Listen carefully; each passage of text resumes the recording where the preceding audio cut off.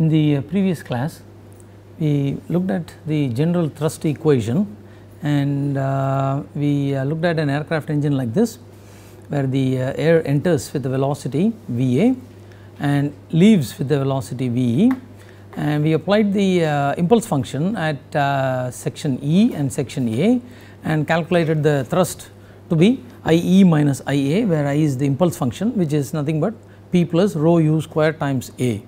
So, if we expand this, then we had the expression for thrust like this. So, P plus rho v square times A is the impulse function, the subscript E denotes that this is being evaluated at the exit section and this is being evaluated at the inlet section, right. And then when we make use of the fact that rho times V times A is equal to the mass flow rate at that section, I can simplify this, rearrange the terms and then simplify this to look like this.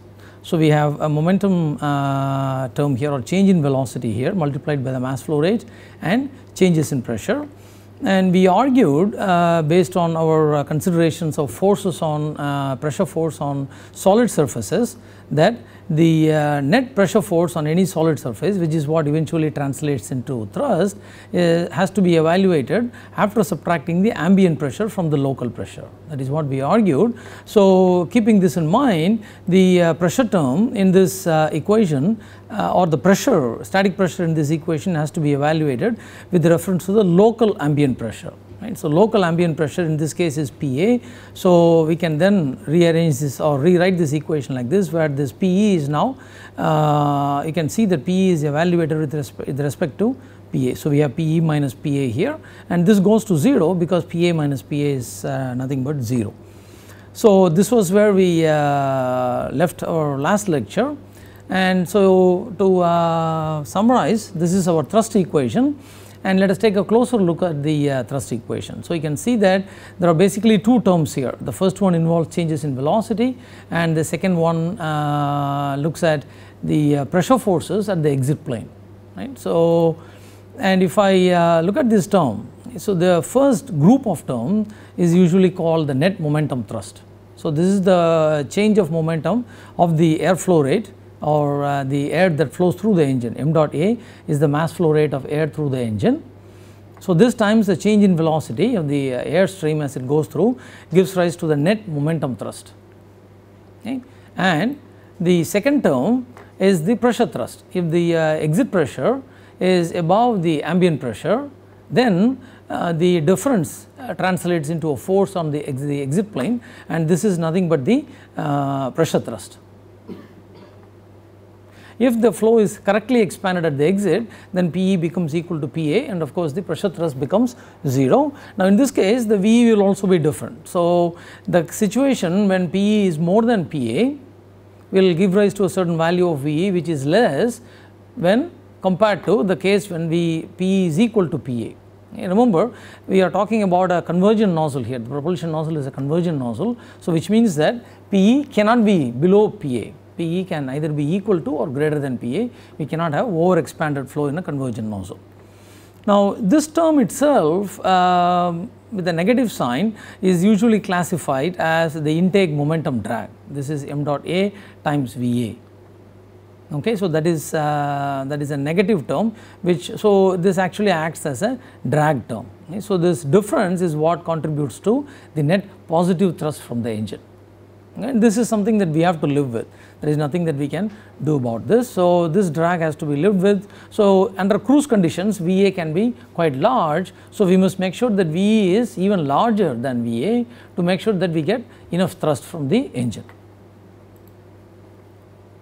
Okay. Now, this equation applies only to a single stream. Right. We have looked at single stream and we evaluated IE and IA for a single stream. So, which means it is applicable only for a turbojet and a ramjet engine, both of which have only single stream.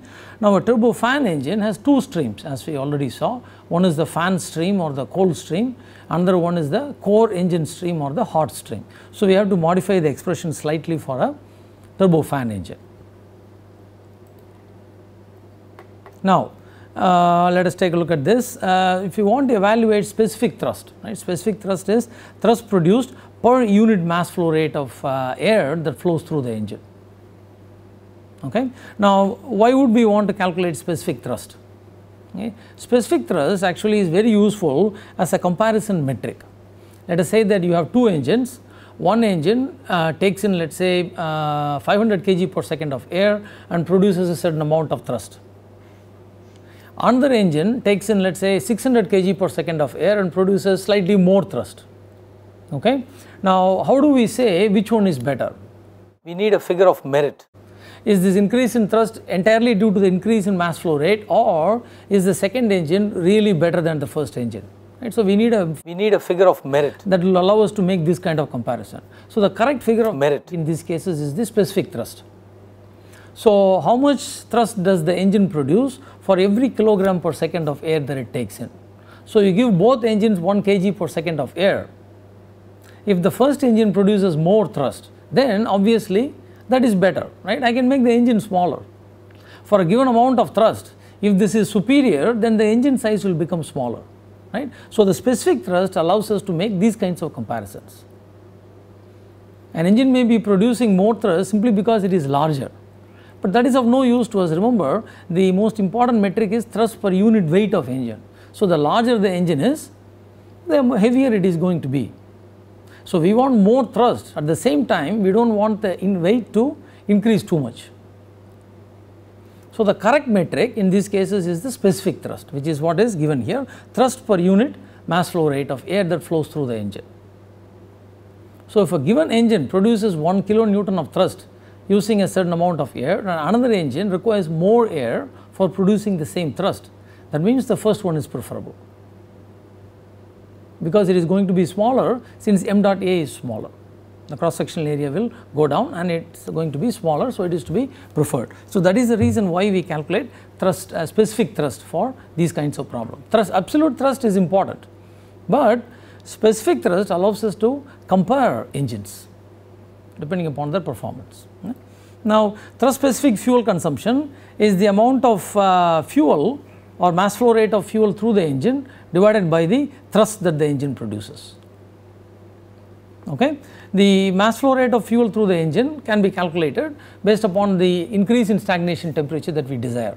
Remember, we said that the turbine entry temperature has to have a certain value. So, based on that we can actually calculate the mass flow rate of fuel, and the mass flow rate of fuel per unit thrust is what we are interested in. This is also very important as a performance metric. So, we will calculate both these things. The value of m dot f itself is of interest, because m dot f itself, as we said earlier, will determine the size of the fuel tank that is required, right. For example, if a certain engine, right, consumes a certain amount of fuel per hour, let us say so many kilograms per hour, right, let us say 2 kilograms per hour, then if I look at the amount of fuel that I have to carry, let us say we are talking about a flight from London Heathrow to Chennai, that is about an 11-hour flight. So, if the engine, each engine is going to burn 2 kilograms of fuel per hour, right, that means it's we are assuming the specific gravity of fuel to be approximately 1000, same as water, 1000 kilogram per meter cube. In reality it will be slightly less, but 1000 is a good number for us to work with. So, that means we are going to consume, each engine is going to consume 2000 liters of fuel per hour. So, for a 10-hour flight that would work out to how much? 20,000 liters of fuel. And if it is a 4-engine aircraft, that is going to work out to be something like 80 to 100,000 liters. In reality it will be more than that. Okay. So, we are talking about tanks which must be capable of holding about 100 to 150,000 or more liters of fuel. So, the absolute value of fuel flow rate is important, because that determines the duration of the flight, right. If you want the flight to last so many hours, you need to carry so much of fuel, right. So, this value is important. The thrust specific fuel consumption is also important, because once again it allows us to compare different engines. For example, we said that if one engine takes in 1 kg per second of air, produces a certain amount of thrust. Another engine takes in 1 kg per second of air, produces, let us say, the same amount of thrust. Then we cannot immediately conclude that both are the same. Okay, the specific thrust is same. What we are going to do next is, how much fuel does the first engine consume to produce the same amount of thrust. And how much fuel does the second engine require to produce the same amount of thrust? So, the fuel efficiency is also important. So, thrust specific fuel consumption is also a good performance metric that we will use. Okay. So, both these are important performance metrics and we will calculate both these quantities. Notice that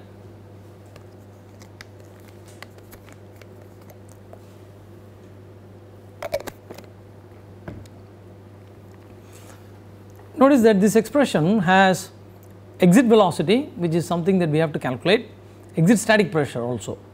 The area usually is not known, but the advantage is this quantity AE over m dot A can be expressed like this: AE over rho times A times V at the exit, right? The m dot is rho times A times V, and if I write rho as P over RT, then you can see that this expression AE over m dot A can be written entirely in terms of exit static quantities: velocity, static pressure and static temperature.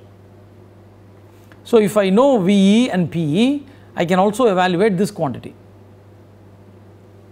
So, what we are saying is any thrust calculation must be able to calculate the starting from the intake or free stream, we must be able to calculate the exit static pressure at the nozzle exit and the velocity at the nozzle exit. Once we have that, other quantities can be calculated. That is what the calculation procedure will involve. Okay. Now, as I said earlier, the previous expression is applicable only for a single stream engine. Now, the turbofan engine, as you know, is a two stream engine. There is a hot stream indicated with the subscript H and there is a cold stream indicated with the subscript C. So, the total thrust, the net thrust, is the sum of these two terms. So, the term here or the quantity here is the net thrust from the hot stream, okay, and the term here is the net thrust from the cold stream, right. So, this is the thrust from the cold stream, this is the thrust from the hot stream, and remember the ratio m dot C over m dot H is the bypass ratio, okay. Remember, the bypass ratio is defined as the amount of air for every kg per second of air that goes through the core engine, how much air goes through the bypass stream. Okay. So, that means m dot C divided by m dot H. The total mass flow rate through the engine itself is the sum of these two, m dot H plus m dot C. Right. And the specific thrust can be evaluated by dividing this thrust by m dot. And that is the net mass flow rate through the engine. So, thrust this divided by m dot gives me the specific thrust, as you can see from here, and I have written everything in terms of the bypass ratio.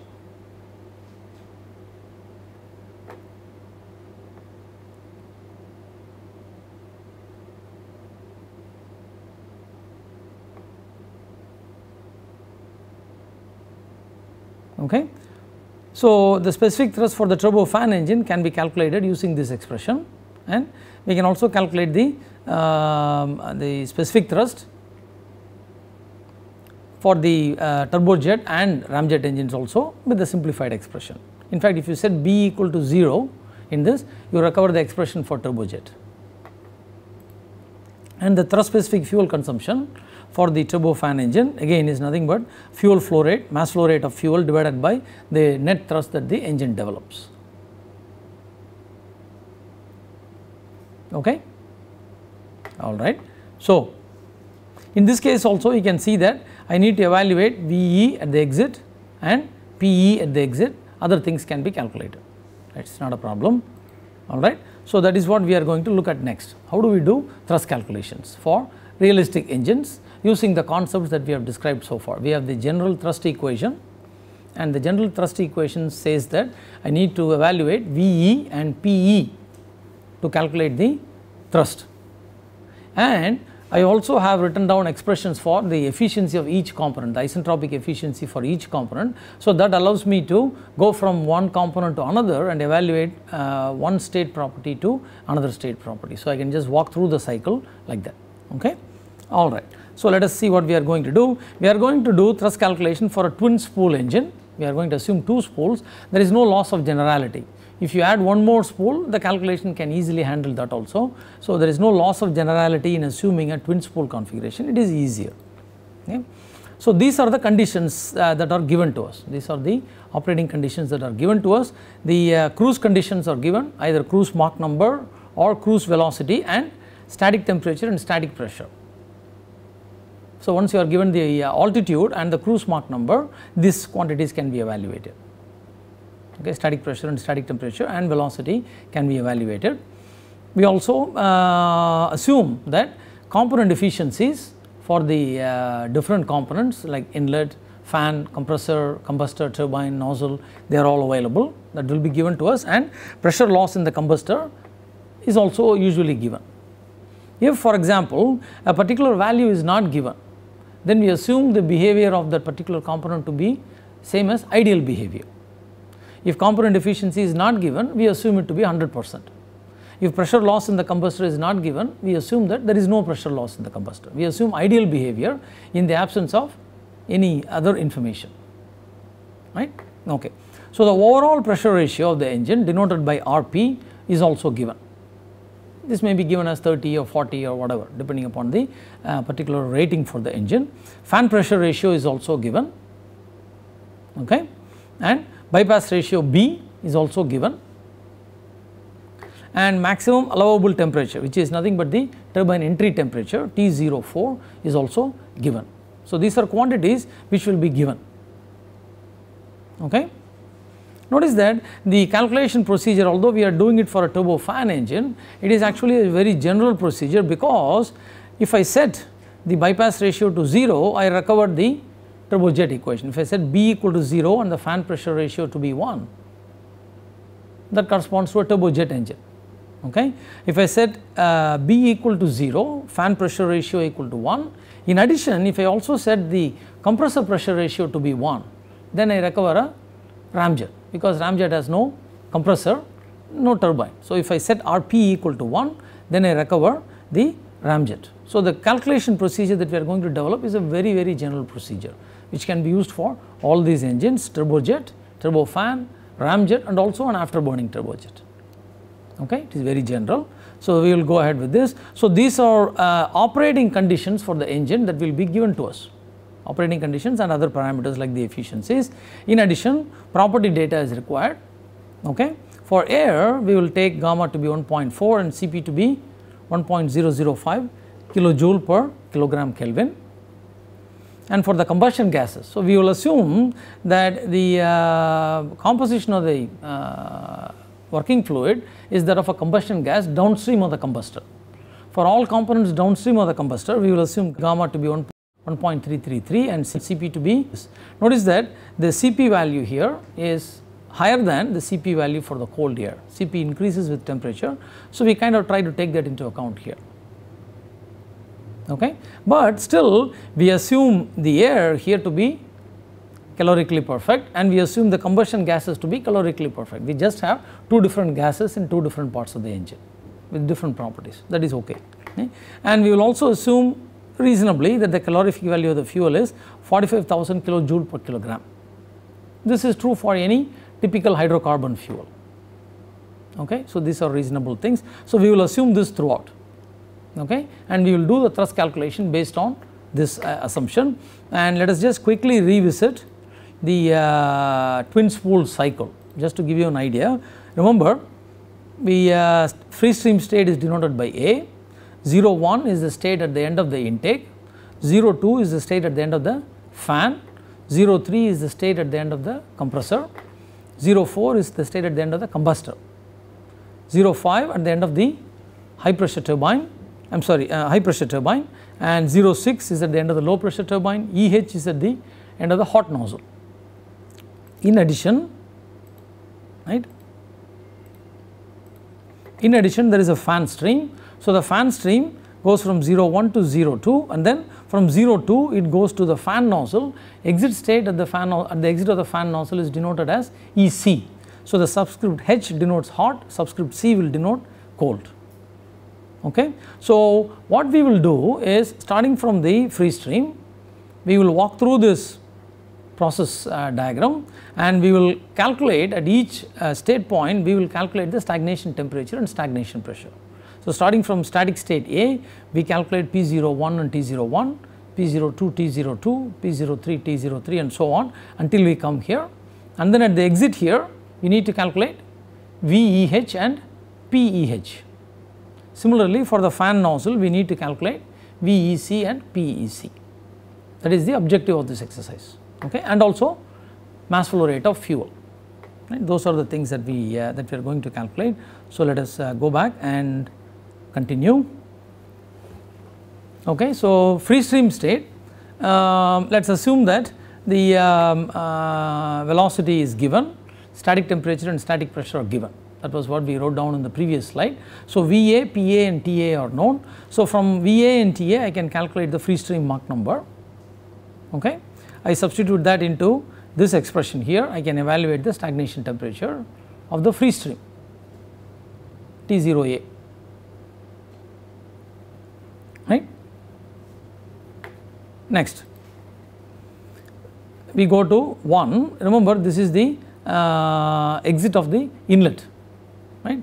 So, there is no energy addition or removal, there is no work exchange in the intake. So, stagnation temperature remains constant. So, T01 is equal to T0A. Okay. Remember what do we have to calculate for this state? T01 and P01. So, I know T01 already as I have indicated with this box. Now, we need to calculate P01. We calculate P01 by using the definition of the isentropic efficiency of the inlet, right. If you remember, this was how the efficiency of the isentropic efficiency of the inlet was defined, correct. So, we assume that eta inlet is known, that is given to us. Now, I know T01, I know TA in this expression, I do not know T01S, correct. I can evaluate T01S from this expression because I know all the other quantities, right.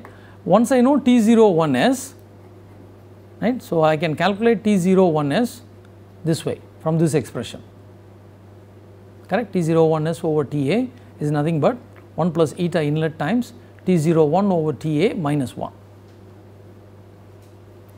Once I know this, notice that I can use the fact that 0, 1s and A lie along the same isentrope, right. If you recall,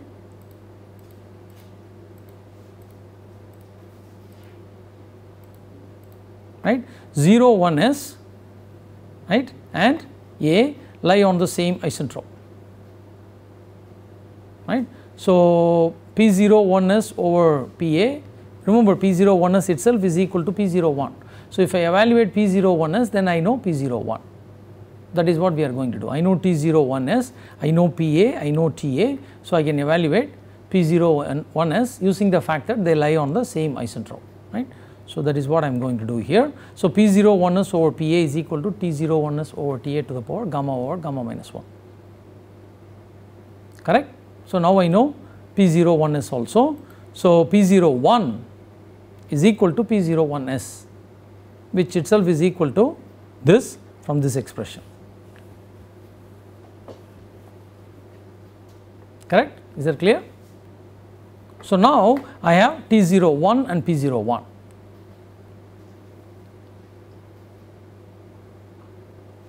Right. Are there any questions? Okay. All right.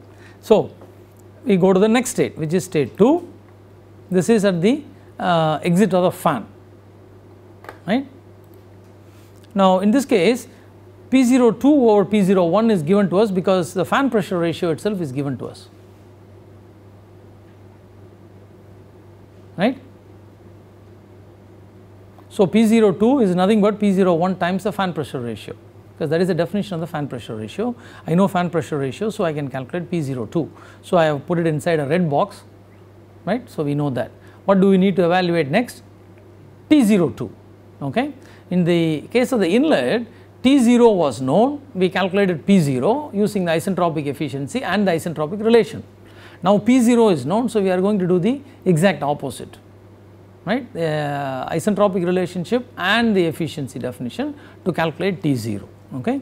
Let us see how we do that. Right. So, the isentropic relation tells me this: T0 2s over T0 1 is equal to P0 2s over P0 1 to the power gamma minus 1 over gamma. Right. Remember,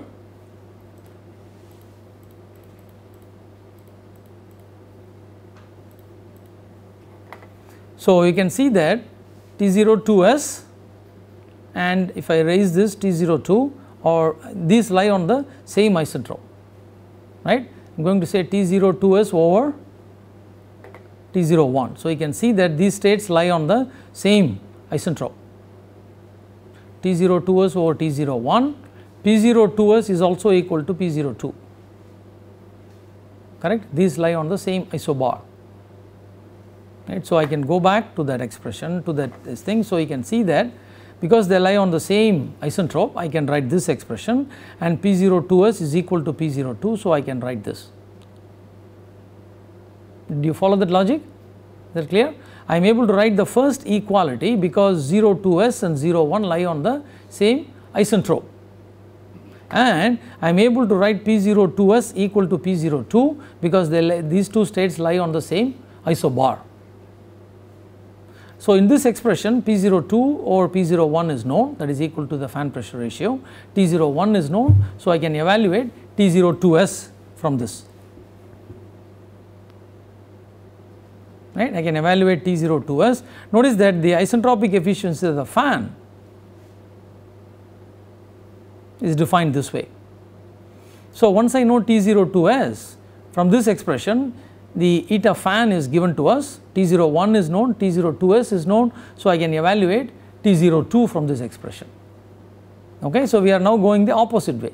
Given the stagnation pressure, we use the isentropic relationship to calculate the other quantity, then we use the isentropic efficiency expression to calculate the stagnation temperature, right.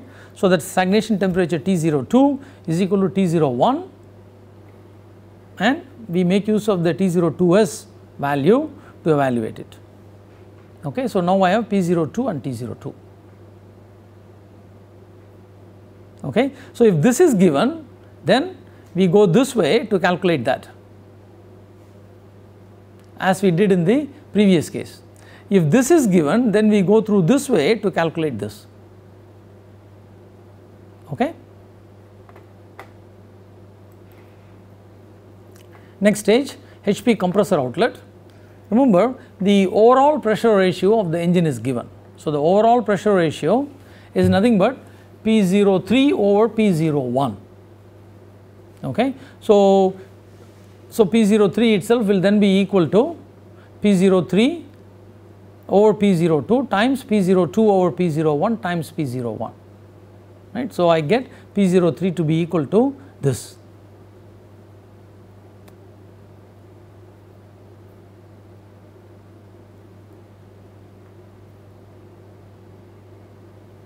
Okay. So, this is straightforward. So, now I have the stagnation pressure, I need to calculate the stagnation temperature. So, I do this the same way. So, I use this fact, and I use the isentropic relationship, T03s is equal to T02 times P03s divided by P02 raised to the power gamma minus 1 over gamma, right, and P03s itself is equal to P03. Right. So, I have substituted for that here, P03 over P02 from here is equal to Rp over fan pressure ratio, FPR, right. So, P03s is equal to P03, and P03 over P02 from this expression is equal to Rp over fan pressure ratio. That is what I have done here. So, I have T03s, compressor efficiency is written like this. I know T03s, I know T02. So, T03 can be evaluated because eta compressor is also known to us, right. So, you can see that T03 is equal to T02 plus 1 over efficiency of compressor times this quantity. So, now I have indicated this also in the red box So that now we are done with state 3, we know P03 and T03. Okay. Because the next component is the combustor.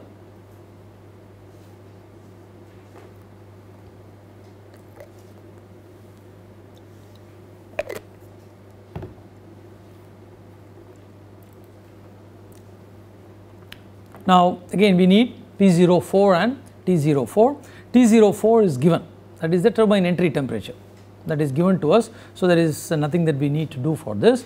P04 is calculated if the pressure loss in the combustor is given. Normally that is given as a percentage. We may say there is a 10% loss of stagnation pressure in the combustor. So then I can convert it into an expression like this, right. So this is the loss of stagnation pressure, right. So this ratio will be equal to 0.1. So the stagnation pressure at the exit of the combustor is 0.9 times the stagnation pressure at the entry to the combustor. So now I know T04 and P04. So combustor is relatively straightforward. In fact, later on, knowing the change in stagnation temperature across the combustor, I know T04, I know T03, I can calculate the mass flow rate of fuel based on this change in stagnation temperature. And that also we will do later on. The next component is the high pressure turbine outlet, right, that is state 5. So we need T05 and P05. Now things get a little bit different. Remember, the HP turbine produces just enough work to run the HP compressor, right, as indicated here. The HP turbine produces just enough work to run the HP compressor. So if you do an energy balance for the turbine, right, so the energy balance for the turbine reads like this: m dot h plus m dot f, that is the net amount of mass that is going through the high pressure turbine, correct. The change in stagnation temperature across high pressure turbine is T04 minus T05. Okay. Normally there could be a loss of power due to friction. You know, we take the high pressure turbine, we are connecting it to the compressor. So this may produce 1 kilowatt of power, but we may lose some amount of this in the transmission, friction and so on. So this may get only 0.9. But I know that this wants so much power. So if you take the friction into account, how much power should the turbine produce? That is what this expression says, right.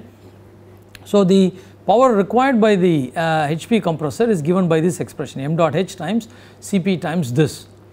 To produce this much power, I need to produce this much work from the turbine. Okay. Strictly speaking, the m dot f must be accounted for here, but in general the m dot f is usually much smaller than m dot h. So we can safely, whenever we are adding these two types of terms, we can safely ignore this. Okay. So we can safely ignore this. mh dot plus mf dot is almost the same as mh dot. So we can neglect this, cancel the mh dot on both sides, and we get the T05 using this expression. Okay. Notice that this component is unlike the compressor that we looked at. Okay. In the compressor, the pressure ratios were given, the fan pressure ratio was given, which means that I can calculate the exit stagnation state using the given fan pressure ratio. For the turbine, which is going to run the compressor, I have to calculate the exit stagnation state by using the fact that it needs to produce so much work. Okay. The pressure ratio across the turbine is not given. However, I know that it needs to produce so much work to run the compressor. The pressure ratio across the compressor is given, right. So I use that to calculate the stagnation state at the exit of the compressor. For the turbine, I use the fact that the work produced is known to calculate the exit state of the turbine. That is what I have done here. So as you can see from here, notice that again the gas that goes through the turbine has different properties when compared to the air that goes through the compressor. So this is CPG and this is CP. Okay. So now I know T05. How do I calculate P05? By using the same trick as before, right. I know T0, I calculate P0 by using the isentropic relationship and then the definition of the efficiency, or efficiency and then isentropic relationship. right. So, I use the efficiency definition and then the isentropic relationship to calculate the value for P05. Okay. So, what I do is with the T05, this is the efficiency expression for the turbine, right. So, in this expression I know eta turbine, I know T04, I know T05, so I can calculate T05S. Once I know T05S, I can calculate P05S, correct, using the isentropic relationship. Once I know P05S, that is equal to P05 because they are on the same isobar. That is what we are doing here. Alright. So, the calculations can be very involved. So, you have to be very methodical in doing these calculations. We will in the next class we will try to work with numbers to demonstrate this calculation procedure. It is going to be quite involved. Alright. Now, same procedure with the LP turbine outlet with a slight difference. Now, the LP turbine produces just enough work to run the LP compressor, right. Remember, this is a 2-spool engine. So, LP compressor means fan plus whatever stages we have in the LP compressor. But notice now that the mass flow rate through the compressor is not m dot h, but it is m dot c plus m dot h, right.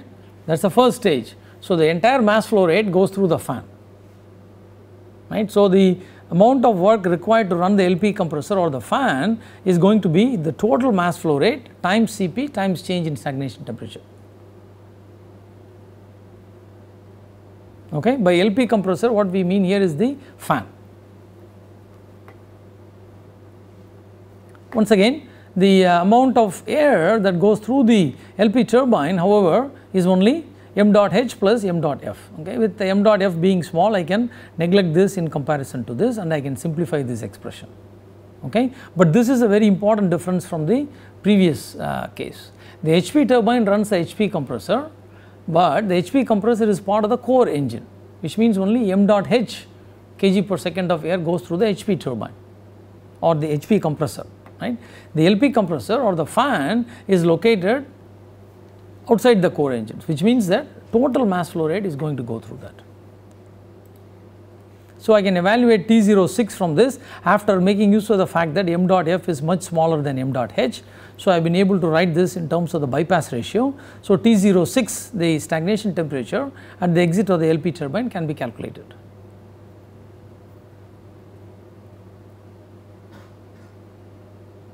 Once I know this, I can use the definition of the isentropic efficiency of the turbine and the isentropic relation itself to calculate the stagnation pressure at the exit of the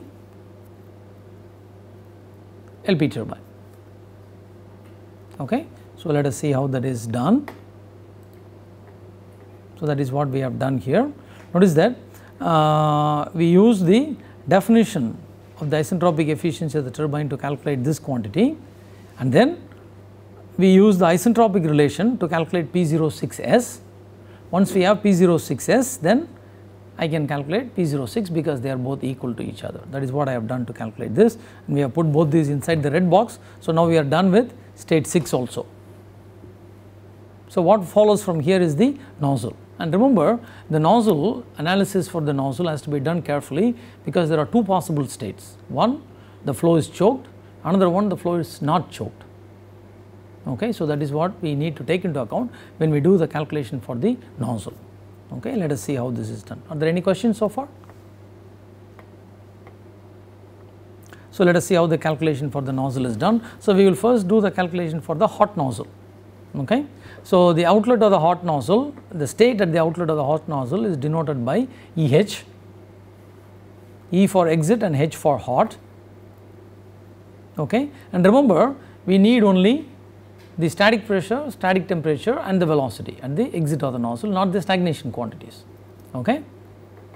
If you recall, we developed an expression for the critical pressure of a nozzle which has irreversibilities. We derived this expression in one of the earlier classes, right. So, if the nozzle has irreversibilities, then the critical pressure is related to the inlet stagnation pressure using this expression. Okay. In fact, if you set eta nozzle equal to 1,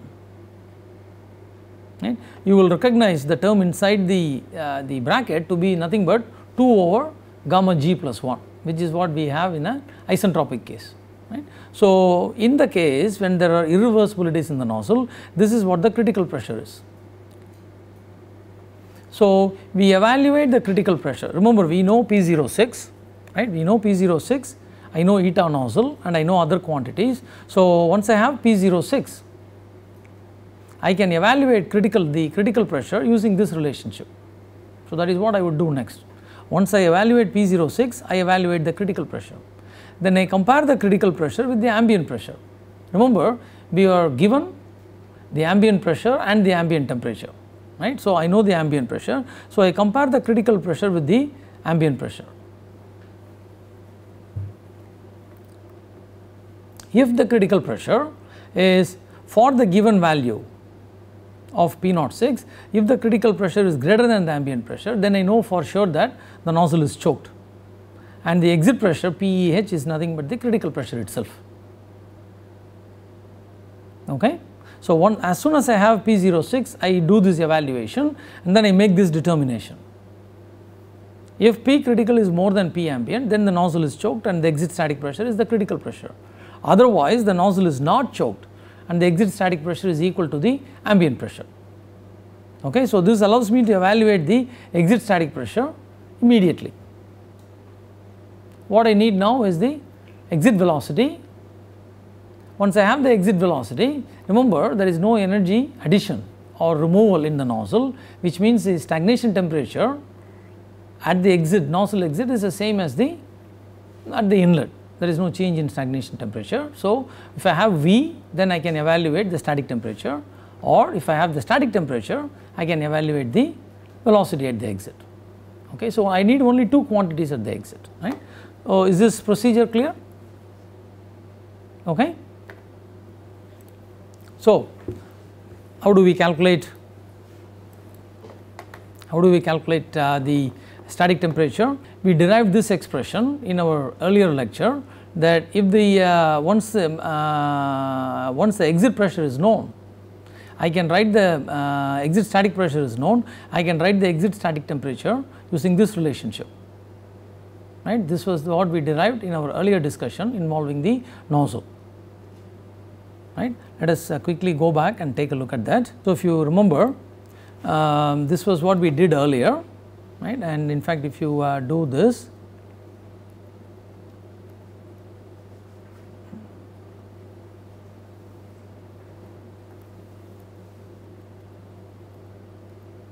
okay. So, if you look at the nozzle itself, you can see that the operating conditions for the nozzle. So, 4 here is the inlet to the nozzle and E is the exit of the nozzle, and if you remember, this is VE square over 2 CPG, and this is a static state ES, which is at the same pressure as PE,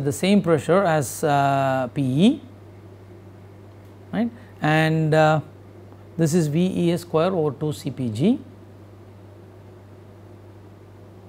right, and then we define the isentropic efficiency of the nozzle this way, right, T04 minus TE divided by T04 minus TES. TES has to be evaluated to complete this expression. So, if you remember, if the nozzle is not choked, then we said PES equal to PE equal to PA, correct, and then so PES over P04, both these lie on the same isentrope. So, I can use this relationship,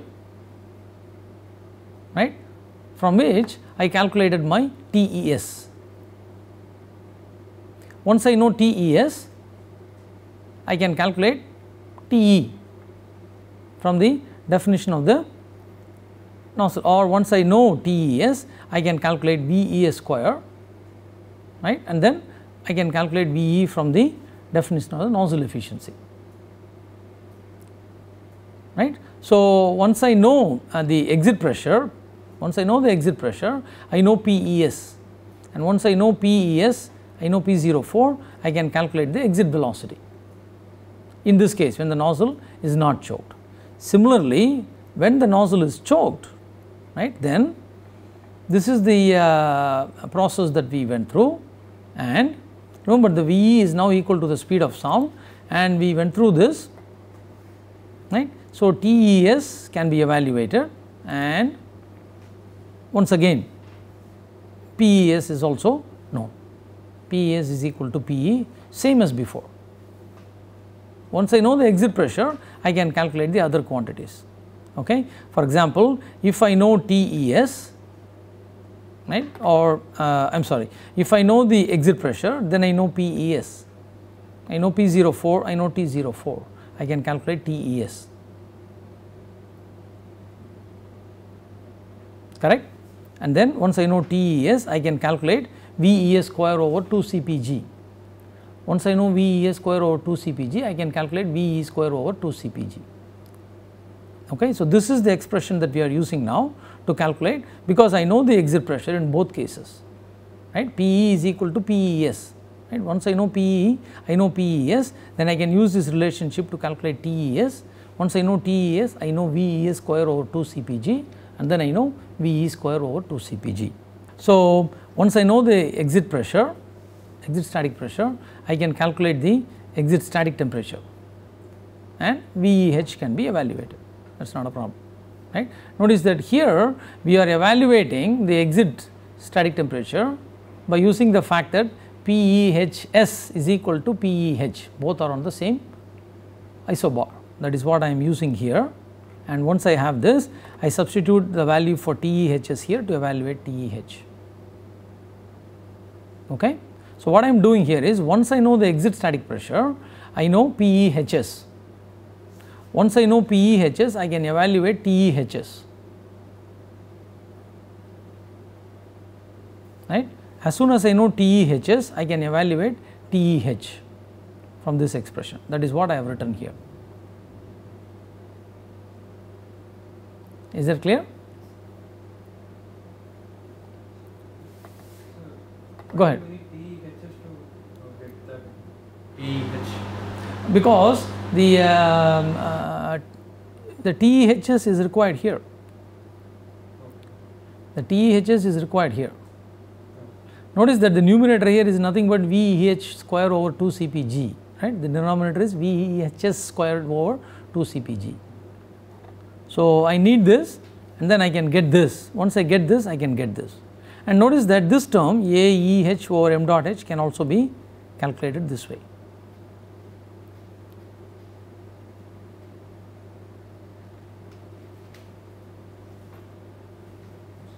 Okay. Any questions? All right. So, this is how we do the calculation for the hot nozzle. Now, for the cold nozzle, we do the same thing. Once I have P02, I can evaluate the critical pressure.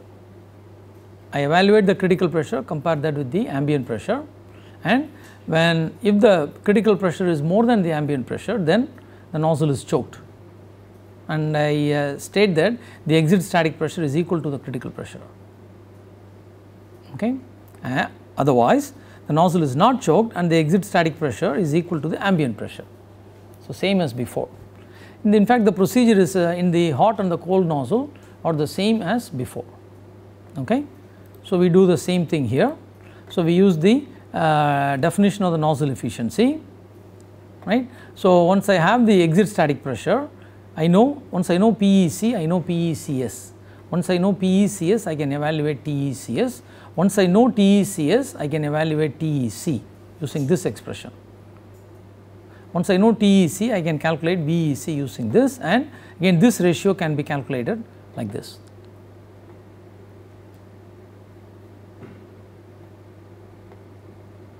Okay. Any questions? So, what we will do in the next class is continue this and finalize the procedure, then go through a numerical example and calculate some of the values. Okay.